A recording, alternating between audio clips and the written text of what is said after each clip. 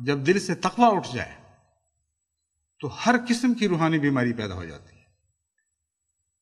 بس پاکستان کی بیماریوں کی نشاندہی کرنے کے لیے اس سے زیادہ صحیح نشاندہی ممکن نہیں کہ اس قوم کے دل سے تقوی اٹھ چکا ہے۔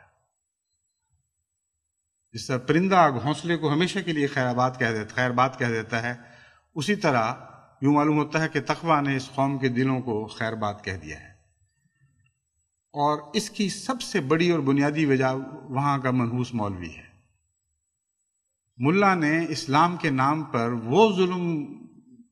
ظلموں کی ہولی کھیلی ہے، وہ فساد مچایا ہے،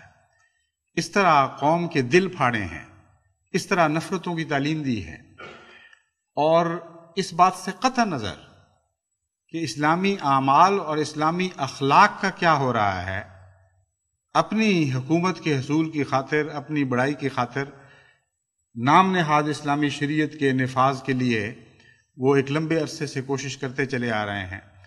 اور خواب یہ دیکھ رہے ہیں کہ اسلامی شریعت کے نفاذ کے ساتھ ہی مولوی کی حکومت دنیا میں قائم ہو جائے گی۔ یہ ایک نفسانی خواہش ہے جس کا اسلام سے کوئی بھی تعلق نہیں۔ اگر اسلام سے محبت ہوتی اس مولوی کو، تو اسلام کے ساتھ جو پاکستان کی گلیوں، اس کے گھروں، اس کے شہروں، اس کی بستیوں میں ہو رہا ظلم ہو رہا ہے، جو خون وہ اپنے بھائیوں کا کر رہے ہیں، وہ اسلام کا خون کر رہے ہیں، یہ ان کو دکھائی نہ دیتا؟ ایک ادنا بھی اسلام سے محبت ہوتی تو معلوم کر لیتے کہ یہ سارا ملک دن بدن تمام اسلامی قدروں سے معروم ہوتا چلا جا رہا ہے۔ اتنا جھوٹ ہے، اتنا فساد ہے، اتنا ظلم ہے، اتنی رشوت ستانی ہے، اتنی بے حسی ہے کہ دنیا کی تاریخ میں کم قوموں کے حالات پاکستان کے آج کے جیسے حالات سے آپ کو دکھائی دیں گے۔ بس ان سب بلاؤں کا در حقیقت تو ایک ہی علاج ہے کہ یہ سب سے بڑی بلا جو ملا ہے، ساری قوم اس پر لعنت ڈالے